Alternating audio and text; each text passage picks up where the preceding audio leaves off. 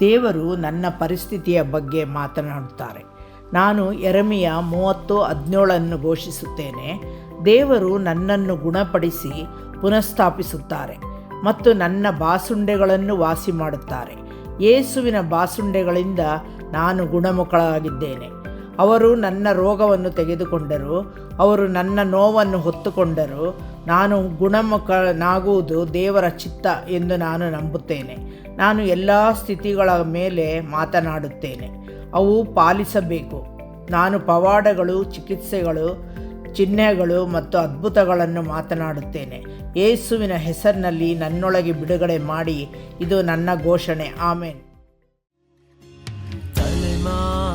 ತಲೆಮಾರಿಗೂ ನೆನೆಸುವ ದೇವನೇ, ನಿನ್ ಪ್ರೀತಿಯ ಆಳವನ್ನು ವರ್ಣಿಸಲಾಗದಯ್ಯ. ತಲೆಮಾರಿಗೂ ನೆನೆಸುವ ದೇವನೇ, ನಿನ್ ಪ್ರೀತಿಯ ಆಳವನ್ನು ವರ್ಣಿಸಲಾಗದಯ್ಯ. ನೀ ನನ್ನ ಪ್ರೀತಿಸಲು ಯೋಗ್ಯನೋ ರಾಜ, ನೀ ನನ್ನ ನೆನೆಸಲು ನನ್ಮನೆ ಎಷ್ಟರದು. ನೀ ನನ್ನ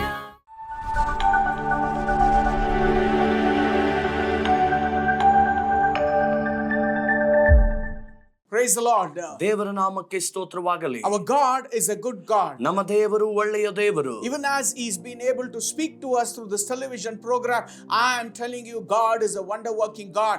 When He speaks one word in our life, things are going to change for us in our lives. ಈ ಒಂದು ಕಾರ್ಯಕ್ರಮದ ಮೂಲಕವಾಗಿ ಆತನು ಅದ್ಭುತ ಕಾರ್ಯಗಳನ್ನು ನಡೆಸುವವನಾಗಿದ್ದಾನೆ. ಆತನು ಒಂದು ಮಾತನ್ನು ಮಾತನಾಡಿದರೆ ನಮ್ಮ ಜೀವಿತದ ವಿಷಯಗಳು ಬದಲಾವಣೆ ಆಗುತ್ತವೆ. He is a compassionate God, and He's a God who can do everything for you in your life when you depend on Him for everything in your life. ಆತನು ಕರುಣೆ ಉಳ್ಳ ದೇವರಾಗಿದ್ದಾನೆ. ನಿಮ್ಮ ಜೀವಿತದ ಪ್ರತಿ ಒಂದು ಘಟ್ಟದಲ್ಲಿಯೂ ಆತನ ಮೇಲೆ ಭರವಸೆಯನ್ನು ಇಡುವುದಾದರೆ ಆತನು ನಿಮಗಾಗಿ ಎಲ್ಲವನ್ನ ಮಾಡುವವನಾಗಿದ್ದಾನೆ. He is not a dead God, but He is a risen God, and He is alive in our midst. ಆತನು ಸತ್ತ ದೇವರಲ್ಲ, ಆತನು ಸಜೀವವಾಗಿ ಜೀವಂತವಾಗಿ ನಮ್ಮ ಮಧ್ಯದಲ್ಲಿ ಇರುವ ದೇವರಾಗಿದ್ದಾನೆ. He is a righteous God. He left heaven, He came down to this earth as a man in order to save every mankind on this earth. ಆತನು ನೀತಿ ಉಳ್ಳಂತ ದೇವರಾಗಿದ್ದಾನೆ.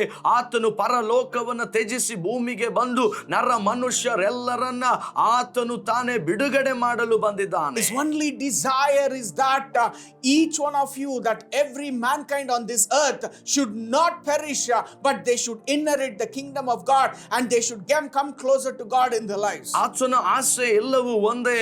ಲೋಕದಲ್ಲಿ ಇರುವಂತ ಯಾವ ಜನರು ನಾಶವಾಗಿ ಹೋಗದೆ ಎಲ್ಲರೂ ಆತನ ಸನ್ನಿಧಿಗೆ ಬರಬೇಕು ಎನ್ನುವಂತದ್ದೇ. That's why He left heaven. He came down to this earth as a man, and He did good things. He said good things. He did wonderful miracles. He died. He was buried. But on the third day, God rose Him again, and He is alive in our midst. ಅದಕ್ಕೋಸ್ಕರವಾಗಿಯೇ ಆತನು ಒಳ್ಳೆಯ ಕಾರ್ಯಗಳನ್ನ ಈ ಲೋಕದಲ್ಲಿ ಬಂದು ಮಾಡಿದನು, ಒಳ್ಳೆಯ ಮಾತುಗಳನ್ನ ಹೇಳಿದನು. ಆತನು ನಮಗೋಸ್ಕರವಾಗಿಯೇ ಈ ಲೋಕಕ್ಕೆ ಬಂದನು, ಒಳ್ಳೆಯ ಮಾತುಗಳನ್ನ ಆಡಿದನು, ಅದೇ ಪ್ರಕಾರ ಒಳ್ಳೆಯದನ್ನ ಮಾಡಿದನು, ನಮಗೋಸ್ಕರವಾಗಿ ಸತ್ತನು. And God rose Him again, and He is alive in our midst to bring every dead situation to life in us. ದೇವರು ಆತನನ್ನು ನಮ್ಮ ಮಧ್ಯದಲ್ಲಿ ಜೀವಂತನಾಗಿ ಮಾಡಿದ್ದಾನೆ. ನಮ್ಮ ಜೀವಿತದ ಎಲ್ಲ ಸತ್ತ ಪರಿಸ್ಥಿತಿಗಳನ್ನ ಆತನು ಜೀವಿಸುವ ಹಾಗೆ ಮಾಡುವವನಾಗಿದ್ದಾನೆ. He is a risen God. He is not a dead God. ಆತನು ಪುನರುತ್ಥಾನನಾದ ದೇವರು, ಆತನು ಸತ್ತ ದೇವರು ದೇವರಲ್ಲ. He is a God, when you call upon him, he will answer us and he will show us great and mighty things which we do not know in our lives. ನಾವು ಆತನನ್ನ ಕೂಗಿ ಕರೆಯುವಾಗ ನಮಗೆ ತಿಳಿಯದೆ ಇರುವ ಗೂಢಾರ್ಥಗಳನ್ನ, ಆಶೀರ್ವಾದಗಳನ್ನ ನಮಗೋಸ್ಕರ ತೋರಿಸುವವನಾಗಿದ್ದಾನೆ. He is a compassionate God. When you go to him, he will never reject you, he will never forsake you, but he will embrace you and he will welcome you in his kingdom for the glory of God.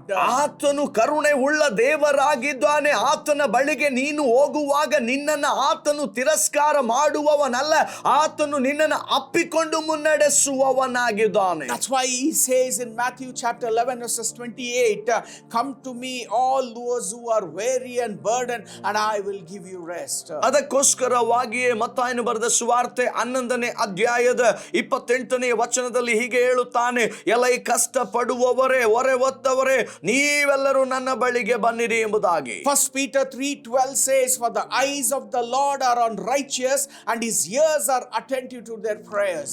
1 ಪೇತ್ರ 3ನೇ ಅಧ್ಯಾಯದ 12ನೇ ವಚನ ಹೀಗೆ ಹೇಳ್ತದೆ, ಆತನು ನೀತಿವಂತರನ್ನು ಕಟಾಕ್ಷಿಸುತ್ತಾನೆ, ಆತನು ಅವರ ವಿಜ್ಞಾಪನೆಗಳಿಗೆ ಕಿವಿಗೊಡುತ್ತಾನೆ. His eyes are upon you, his eyes upon mankind, to looking them to protect them and shield them in every walk of their lives. ಆತನ ಕಣ್ಣುಗಳು ನಿಮ್ಮ ಮೇಲೆ ಇವೆ, ಆತನು ನಿಮ್ಮನ್ನ ಸಂರಕ್ಷಿಸಲಿಕ್ಕಾಗಿ, ಮುನ್ನಡೆಸಲಿಕ್ಕಾಗಿ ತವಕದಿಂದ ನೋಡುವವನಾಗಿದ್ದಾನೆ. His ears are attentive to your cry the moment you call upon his name. His ears are attentive. The word of God says, when you call upon his name, when you look to him, when you cry out to him, he is a compassionate God. He will answer you and he will deliver you from all your troubles in your lives. ಆತನು ನಿಮ್ಮ ವಿಜ್ಞಾಪನೆಗಳನ್ನ ಕೇಳುವ ದೇವರಾಗಿದ್ದಾನೆ. ಅದಕ್ಕಾಗಿ ನೀನು ಕೂಗುವಾಗಲೇ ಆತನು ನಿನ್ನ ಆ ಒಂದು ಕೂಗನ ಕೇಳಲಿಕ್ಕಾಗಿ ಆತನು ತವಕಪಟ್ಟು ಆತನು ಎಲ್ಲದರಿಂದ ಬಿಡುಗಡೆ ಮಾಡುತ್ತಾನೆ. He is not a dead God, but he is a risen God. When you look to that risen God, I'm telling you, every dead situation will come back to life and you will see victory in your lives. ಆತನು ಸತ್ತವನಲ್ಲ, ಆತನು ಮರಣದಿಂದ ಎದ್ದವನಾಗಿದ್ದಾನೆ. ಆ ದೇವರನ್ನ ನೀನು ದೃಷ್ಟಿಸಿ ನೋಡುವುದಾದರೆ ಸತ್ತ ಎಲ್ಲ ಪರಿಸ್ಥಿತಿಗಳ ಮಧ್ಯದಲ್ಲಿ ಜೀವವು ವ್ಯಾಪರಿಸುವುದನ್ನ ನೀನು ನೋಡುತ್ತೆ. The God whom you and I worship, that is Jesus. He is not dead, but he is alive in our midst. ನೀನು ನಾವುಗಳು ಆರಾಧನೆ ಮಾಡುತ್ತಿರುವಂತ ಆ ಯೇಸು ಮರಣವನ್ನ ಹೊಂದಿದವನಲ್ಲ, ಆತನು ನಮ್ಮ ಮಧ್ಯದಲ್ಲಿ ಜೀವಂತನಾಗಿದ್ದಾನೆ. And that's what the Bible says in Isaiah chapter 41 verses 10. So do not fear, for I am going to be with you. Do not be dismayed, for I am your God. I will strengthen you and I will help you.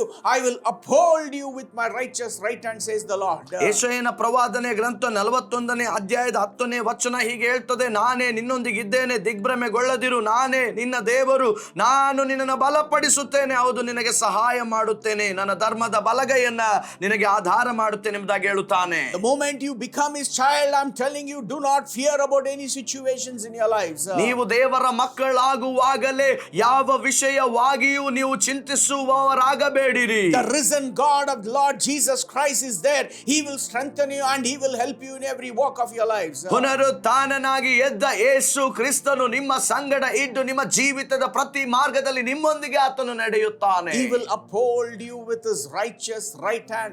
I am telling you, whatever situation you are going through, the mighty hand of God is there to lead you in your life and he will uphold you with his righteous right hand in your lives. ಆತನು ತನ್ನ ಧರ್ಮದ ಬಲಗೈಯನ್ನ ನಿನಗೆ ಆಧಾರ ಮಾಡಿ ನಿನ್ನನ್ನು ಎತ್ತಿಕೊಂಡು ಆತನು ನಿನ್ನ ಎಲ್ಲಾ ವಿಷಯದಲ್ಲಿ ನಿನ್ನ ಪರವಾಗಿ ಕಾರ್ಯ ಮಾಡುತ್ತಾನೆ. When you cry out to him, he is a God who will turn your sorrows into joy.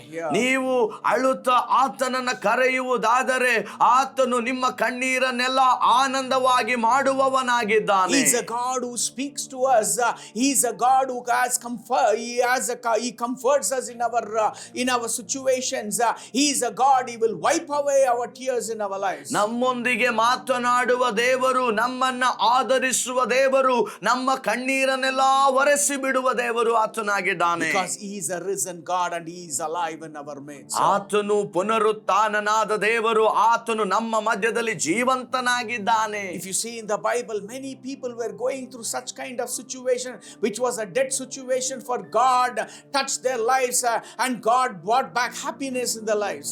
ನೀವು ಸತ್ಯವೇದದಲ್ಲಿ ನೋಡುವುದಾದರೆ ಅನೇಕರು ಸತ್ತಂತ ಪರಿಸ್ಥಿತಿ ಪರಿಸ್ಥಿತಿಯಲ್ಲಿ ಹಾದು ಹೋಗುವುದನ್ನು ನೋಡಬಹುದು. ಆದರೆ ದೇವರು ಅವರ ಸತ್ತಂತ ಎಲ್ಲಾ ಪರಿಸ್ಥಿತಿಗಳನ್ನ ಜೀವಂತವಾಗಿ ಮಾರ್ಪಡಿಸಿದ್ದಾನೆ. Bible speaks about a widow who was going through a situation where it was a dead situation for her in her life. ಸತ್ಯವೇದದಲ್ಲಿ ಒಬ್ಬ ವಿಧವೆಯನ್ನ ಕುರಿತಾಗಿ ನಾವು ನೋಡುತ್ತೇವೆ. ಆಕೆಯು ಹಾದು ಹೋಗುತ್ತಿದ್ದಂತ ಪರಿಸ್ಥಿತಿ ಅದು ಮರಣದೋಪಾದಿಯಲ್ಲಿ ಇದ್ದ ಪರಿಸ್ಥಿತಿ. The Bible speaks about a widow woman in the book of Luke chapter 7 verses 11 where she lost her one and only son in her life. ಲೂಕನು ಬರೆದ ಸುವಾರ್ತೆ 7ನೇ ಅಧ್ಯಾಯದ 11ನೇ ವಚನದಲ್ಲಿ ಒಬ್ಬ ವಿಧವೆಯು ತನ್ನ ಮಗನನ್ನ ಕಳೆದುಕೊಂಡಂತದ್ದರ ಕುರಿತಾಗಿ ನೋಡುತ್ತೇವೆ. This woman had a beautiful family, husband and child. Everything was going well in her life.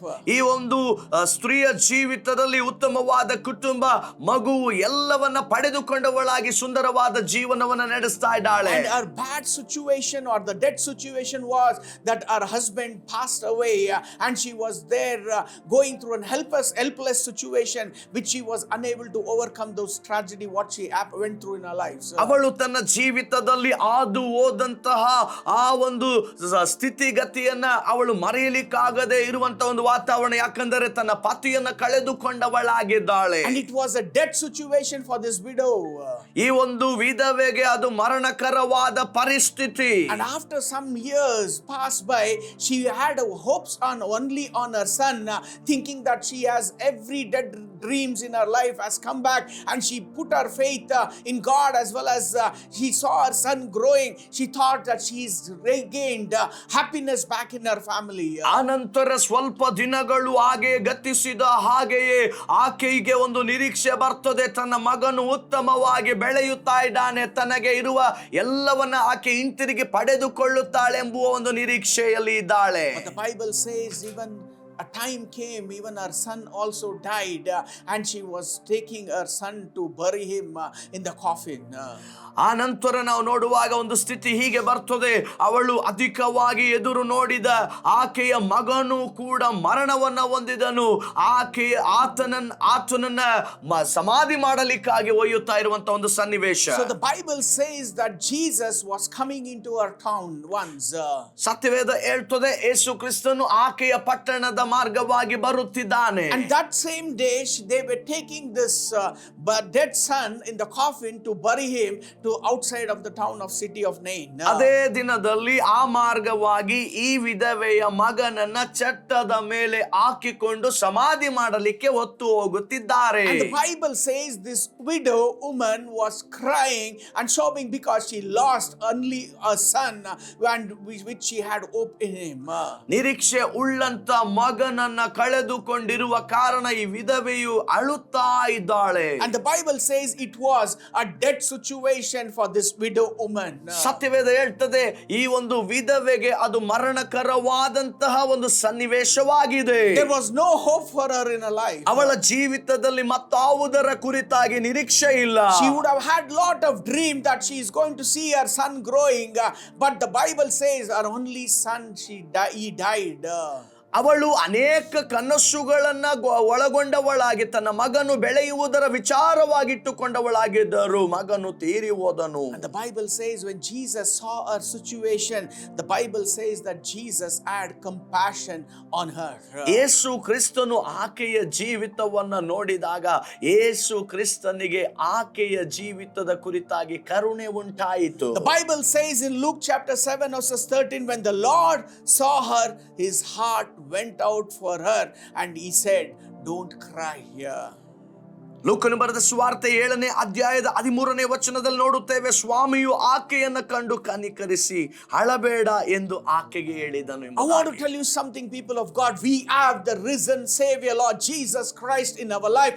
The moment you become a child of God, when a situation, when you go through in your life, whether it might be a dead situation, the moment you are a child of God, God sees your cry, and God, the first thing says, He will have compassion upon your life and He will wipe away away your tears by saying, don't cry in your life. ನೀವು ಯಾವ ಸಮಯದಲ್ಲಿ ಆತನ ಮಕ್ಕಳಾಗಿ ಪರಿವರ್ತನೆ ಆಗುತ್ತೀರೋ, ಪರಿವರ್ತನೆ ಆದಂತ ನಿಮ್ಮನ್ನ ನೋಡಿ ನಿಮ್ಮ ಮೇಲೆ ಕನಿಕರಿಸಿ ನೀವು ಅಳಬೇಡಿರಿ ಎಂಬುದಾಗಿ ಆತನು ನಿಮ್ಮನ್ನ ಗಮನಿಸಿ ಹೇಳುತ್ತಾನೆ. I want to tell you, when you put your faith on God, He is a compassionate God. He is a God who can change every circumstances in our lives. ನೀವು ದೇವರ ಮೇಲೆ ನಂಬಿಕೆಯನ್ನ ಇಟ್ಟು ಮುಂದೆ ಸಾಗುವಾಗ ಆತನು ನಮ್ಮ ಎಲ್ಲಾ ಸನ್ನಿವೇಶಗಳನ್ನ, ಪರಿಸ್ಥಿತಿಗಳನ್ನ ಬದಲಾವಣೆ ಮಾಡುತ್ತಾನೆ. When you are going through a pain in your life, don't think nobody is there to help me, nobody will answer my problem, nobody will help me to overcome this problem.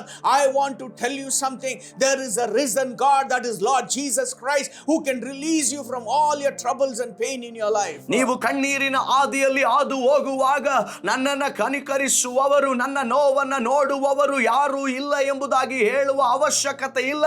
ಪುನರುತ್ಥಾನನಾದ ದೇವರು ನಿನ್ನ ಮೇಲೆ ಕನಿಕರವುಳ್ಳವನಾಗಿದ್ದಾನೆ. When Jesus saw that widow woman who was going through the death situation because she lost her only son, the Bible says that Jesus had compassion on her and he said, don't cry here.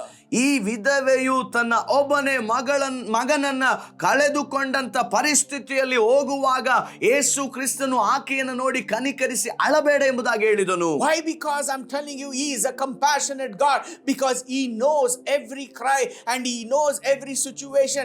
Why? Because He was the King of Kings and the Lord of Lords. He left heaven, He came down to this earth as a man.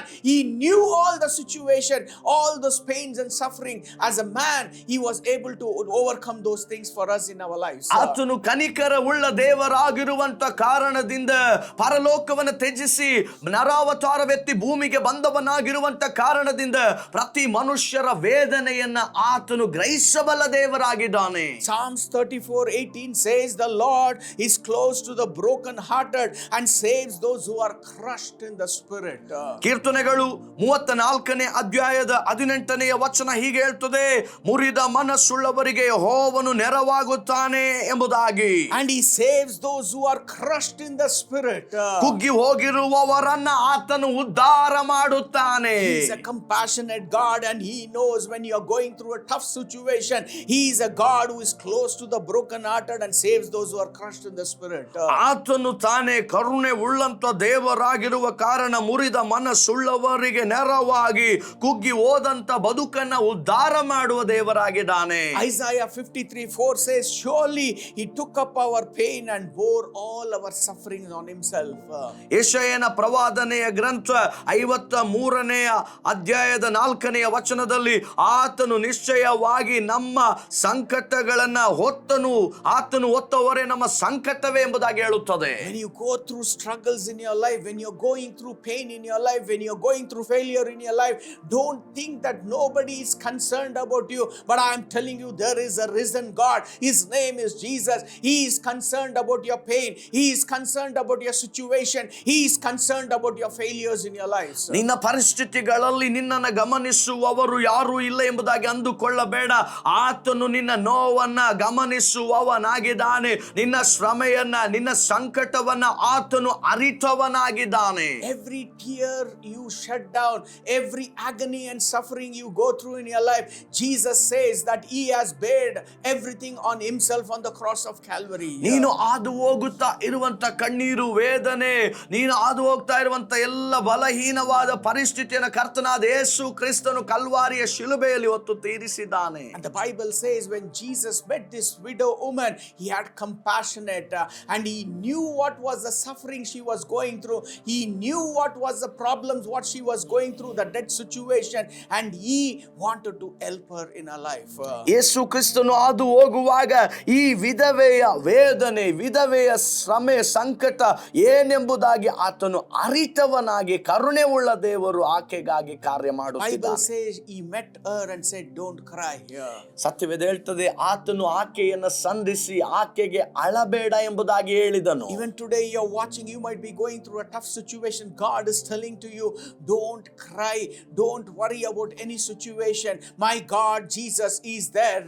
He's a risen God. He can deliver you from all your troubles in your lives. ಇಕ್ಕಟ್ಟಾದ ಪರಿಸ್ಥಿತಿಯ ಮಧ್ಯದಲ್ಲಿ ಹಾದು ಹೋಗುತ್ತಾ ಇರುವಂತ ನಿನ್ನನ್ನು ನೋಡಿ ಕರ್ತನಾದ ಯೇಸು ಕ್ರಿಸ್ತನು ಹೇಳುತ್ತಾನೆ, ಆತನು ನಿನ್ನನ್ನು ಬಿಡುಗಡೆ ಮಾಡುವವನು, ಅಳಬೇಡ ಎನ್ನುವವನಾಗಿದ್ದಾನೆ. In the 7th chapter of Luke verses 14 it says, then he went up and touched the bier or the coffin they were carrying on him, and the bearer stood still. He said, young man, I say to you, get up. The Bible says the dead man sat up and began to talk, and Jesus gave him back to his mother. ಲೂಕನ ಬರೆದ ಸುವಾರ್ತೆ 7ನೇ ಅಧ್ಯಾಯದ 14ನೇ ವಚನ ಹೀಗೆ ಹೇಳ್ತದೆ, ಚಟ್ಟದ ಹತ್ತಿರಕ್ಕೆ ಹೋಗಿ ಅದನ್ನು ಮುಟ್ಟಲು ಹೊತ್ತುಕೊಂಡವರು ನಿಂತರು.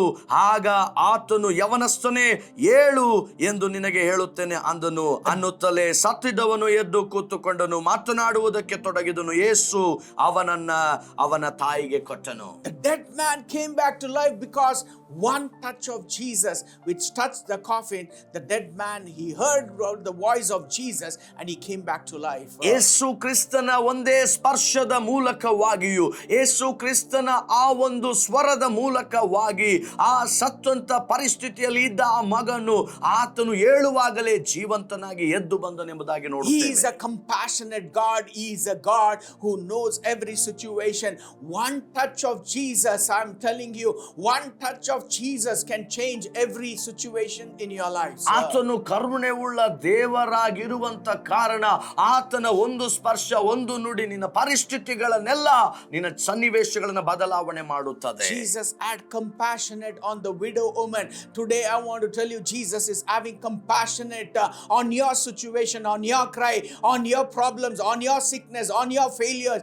I am telling you today, even as you're watching this program, one touch of Jesus can resurrect every dead situations in your life. ನೀವು ಈ ಒಂದು ಕಾರ್ಯಕ್ರಮವನ್ನು ಗಮನಿಸುತ್ತಾ ಇರುವಾಗಲೇ ನಿಮ್ಮ ಪರಿಸ್ಥಿತಿಯು ಏನೇ ಆಗಿರಬಹುದು, ಕಣ್ಣೀರಿನ ಪರಿಸ್ಥಿತಿ ಆಗಿರಬಹುದು, ಬಲಹೀನತೆಯ ಪರಿಸ್ಥಿತಿ, ರೋಗದ ಪರಿಸ್ಥಿತಿ ಆಗಿರಬಹುದು, ಯೇಸು ಕ್ರಿಸ್ತನ ಒಂದೇ ಒಂದು ಸ್ಪರ್ಶವು ನಿನ್ನ ಪರಿಸ್ಥಿತಿಯನ್ನು ಬದಲಾವಣೆ ಮಾಡುವಂತ ಕರುಣೆ ಉಳ್ಳದಾಗಿದೆ. Even as you're watching, whatever situation you might be going through, stretch forth your hand. I'm telling you that one touch of Jesus will be released through this television program, and God will touch you right now in Jesus' name. ನೀವು ಅದು ಹೋಗುತ್ತಾ ಇರುವಂತ ಪರಿಸ್ಥಿತಿಗಳು ಎಂತವುಗಳೇ ಆಗಿದ್ದರೂ, ಈ ಒಂದು ಕಾರ್ಯಕ್ರಮವನ್ನು ವೀಕ್ಷಿಸುತ್ತಾ ಇರುವಾಗಲೇ, ನಿಮ್ಮ ಕೈಗಳನ್ನು ಚಾಚುವಾಗಲೇ ಆತನು ನಿಮ್ಮ ಎಲ್ಲಾ ಪರಿಸ್ಥಿತಿಗಳನ್ನ, ಸತ್ತ ಸ್ಥಿತಿಗಳನ್ನ ಬದಲಾವಣೆ ಮಾಡುತ್ತಾನೆ. Whatever situation you might be going through in your life, because the Bible says Jesus has taken it on the cross of Calvary. He has paid the price for your problem, for your failures, for your sickness, and the Bible says he died for us, he was buried for us, and on third day God rose him again, and he's alive to release you from all your troubles in your life. ಆತನು ನಾವುಗಳು ಅನುಭವಿಸಬೇಕಾದಂತ ಎಲ್ಲ ಪರಿಸ್ಥಿತಿಗಳನ್ನ ಆತನು ತಾನೇ ಹೊತ್ತುಕೊಂಡನು, ಸಮಾಧಿಗೆ ಸೇರಲ್ಪಟ್ಟನು, ಮೂರನೆಯ ದಿನದಲ್ಲಿ ಎದ್ದು ಬಂದವನು ಆಗಿದ್ದಾನೆ, ನಮ್ಮ ಎಲ್ಲ ರೋಗಗಳನ್ನು ಹೊತ್ತು ತೀರಿಸಿದ್ದಾನೆ. One touch of Jesus will resurrect every dead situation in your life. One touch of Jesus will release you from all your troubles and problems in your life. Are you ready to experience the touch of Jesus through this television program today? ಈ ಒಂದು ಕಾರ್ಯಕ್ರಮದ ಮೂಲಕವಾಗಿ ಆ ಒಂದು ಸ್ಪರ್ಶವನ್ನು ಹೊಂದಿಕೊಳ್ಳಲಿಕ್ಕಾಗಿ ನೀನು ಸಿದ್ಧವಾಗಿರುವುದಾದರೆ, ಆ ಒಂದು ಸ್ಪರ್ಶವು ಸ್ಥಿತಿಗತಿಗಳನ್ನ ಬದಲಾವಣೆ ಮಾಡ್ತದೆ. ಆ ಒಂದು ಸ್ಪರ್ಶವು ಮರಣಕರವಾದ ಆದಿಯಿಂದ ಜೀವದ ಕಡೆಗೆ ನಿಮ್ಮನ್ನ ತರುವಂತದ್ದಾಗಿದೆ. He is a compassionate God. ಆತನು ಕರುಣೆ ಉಳ್ಳ ದೇವರಾಗಿದ್ದಾನೆ. I see a family who is watching this program. Recently you have lost your son in an accident, and you have been watching this program and you have been crying in the presence of God. My God is a compassionate God. He is having compassion and he's comforting you through this television program this day. ಈ ಒಂದು ಕಾರ್ಯಕ್ರಮವನ್ನು ವೀಕ್ಷಿಸುತ್ತಾ ಇರುವಂತ ಒಂದು ಕುಟುಂಬವನ್ನ ನಾನು ನೋಡ್ತಾ ಇದ್ದೇನೆ. ಆ ಕುಟುಂಬದಲ್ಲಿ ಅವರು ತಮ್ಮ ಪ್ರಿಯ ಕುಮಾರನನ್ನ ಕಳೆದುಕೊಂಡಂತ ಪರಿಸ್ಥಿತಿಯಲ್ಲಿ ಇರುವಾಗ ನೀವು ಕಣ್ಣೀರು ಹಾಕುತ್ತಾ ಇದ್ದೀರಿ, ವೇದನೆ ಪಡುತ್ತಾ ಇದ್ದೀರಿ. God is comforting you, my brother and sister. ನನ್ನ ಪ್ರಿಯ ಸಹೋದರನೇ, ಸಹೋದರಿಯೇ, ದೇವರು ನಿನ್ನನ್ನು ಆದರಿಸುತ್ತಾನೆ. You are feeling that awesome presence of God. I'm telling you, even I am feeling that presence, because God is moving here through this television program and God is touching your life today. ಈ ಒಂದು ಸಮಯದಲ್ಲಿ ನೀವು ಅಸಾಧಾರಣವಾದ ದೇವರ ಸಾನ್ನಿಧ್ಯವನ್ನು ಅನುಭವಿಸ್ತಾ ಇದ್ದೀರಿ. ನಾನು ಅದನ್ನು ಅನುಭವಿಸ್ತಾ ಇದ್ದೇನೆ ಈ ಸಮಯದಲ್ಲಿ. There's another sister who have been going through a family problems. You have left your husband, you're come back to your mother's place. God is speaking to you. God, it might be looking to you as a dead situation. Today, God is touching your family. God is reuniting and rebuilding everything what is brokenness in your life, sister. ನಾನು ಮತ್ತೊಬ್ಬ ಸಹೋದರಿಯನ್ನು ನೋಡ್ತಾ ಇದ್ದೇನೆ. ಜಗಳದ ನಿಮಿತ್ತ ಮನೆಯಲ್ಲಿ ಗಂಡ ಹೆಂಡತಿಯ ಸಮಸ್ಯೆಯ ನಿಮಿತ್ತ ಕುಟುಂಬವನ್ನು ಬಿಟ್ಟು ತಾಯಿಯ ಮನೆಗೆ ಬಂದು ಸೇರಿಕೊಂಡಿದ್ದೀಯ ಸಹೋದರಿ. ನೀನು ಇದನ್ನ ವೀಕ್ಷಿಸ್ತಾ ಇರುವಾಗಲೇ ಕರ್ತನು ನಿನ್ನನ್ನ ಮತ್ತೆ ಅನ್ಯೋನ್ಯತೆಯಲ್ಲಿ ಸೇರಿಸಿ ನಡೆಸುವವನಾಗಿದ್ದಾನೆ. Reunite with your husband. God is telling to you, reunite so that everything will be a blessing. God has a plan and purpose in your family, and God is going to elevate you all for a greater heights for the glory of God. ದೇವರು ನಿನಗೆ ಹೇಳುತ್ತಾ ಇದ್ದಾನೆ, ಹೋಗಿ ನಿನ್ನ ಗಂಡನೊಂದಿಗೆ ಒಂದಾಗು. ಆ ಕರ್ತನು ತಾನೇ ನಿನಗೋಸ್ಕರವಾಗಿ ಎಲ್ಲ ಕಾರ್ಯಗಳನ್ನು ಅನುಕೂಲವಾಗಿ ಮಾಡಿಕೊಡುತ್ತಾನೆ. The risen Savior Lord Jesus Christ is there in our midst and touching every dead situation through this television program. ಪುನರುತ್ಥಾನನಾಗಿರುವಂತ ಯೇಸು ಕ್ರಿಸ್ತನು ನಮ್ಮ ಮಧ್ಯದಲ್ಲಿ ಇದ್ದಾನೆ. ಎಲ್ಲ ಸತ್ತ ಪರಿಸ್ಥಿತಿಗಳನ್ನು ನಮ್ಮಿಂದ ಆತನು ಬದಲಾವಣೆ ಮಾಡುತ್ತಾನೆ. I want you to stretch forth your hand as you're watching this program, because the compassionate God is there to touch your lives through this television program this morning. ಈ ಒಂದು ಕಾರ್ಯಕ್ರಮವನ್ನ ಮುಂಜಾನೆಯ ವೇಳೆಯಲ್ಲಿ ನೋಡುತ್ತಾ ಇರುವಂತ ನೀವುಗಳು ನಿಮ್ಮ ಕೈಗಳನ್ನ ಈ ಒಂದು ಟಿವಿಯ ಕಡೆಗೆ ಚಾಚುವುದಾದರೆ ಆತನು ನಿಮ್ಮನ್ನ ನೋಡಿ ನಿಮ್ಮನ್ನು ಆಶೀರ್ವದಿಸಲಿಕ್ಕಾಗಿ ಕರ ಚಾಚಿದ್ದಾನೆ. The risen Savior Lord Jesus Christ is there in our midst. ಪುನರುತ್ಥಾನನಾಗಿರುವಂತ ಯೇಸು ಕ್ರಿಸ್ತನು ನಮ್ಮ ಮಧ್ಯದಲ್ಲಿ ಈಗ ಇದ್ದಾನೆ. Let's pray right now. ಈಗ ನಾವೆಲ್ಲರೂ ಪ್ರಾರ್ಥನೆ ಮಾಡೋಣ. Father, we thank you, Lord, for this wonderful time, for this wonderful time. You are alive and you are there in our midst, oh God. ತಂದೆಯಾದ ದೇವರೇ, ಈ ಸುಂದರವಾದ ಸಮಯಕ್ಕಾಗಿ ನಿನಗೆ ಸ್ತೋತ್ರವನ್ನ ಸಲ್ಲಿಸ್ತೇನೆ. ನೀನು ನಮ್ಮ ಮಧ್ಯದಲ್ಲಿ ಜೀವಂತನಾಗಿ ಇದ್ದೀಯ, ಸ್ತೋತ್ರ. You are there and you are alive in our midst to answer our prayer, to wipe away all our tears in our lives. ನೀನು ನಮಗೋಸ್ಕರವಾಗಿ ಇದ್ದೀಯ. ನಮ್ಮ ಎಲ್ಲಾ ಪ್ರಶ್ನೆಗಳಿಗೆ ಉತ್ತರವನ್ನ ಕೊಡುವುದಕ್ಕಾಗಿಯೂ ನಮ್ಮ ಕಣ್ಣೀರನ್ನ ಒರೆಸುವುದಕ್ಕಾಗಿ ನೀನಿದ್ದೀಯ. Lord, I believe in you, Lord, even as you are a God who can release us from all our dead situation in our lives.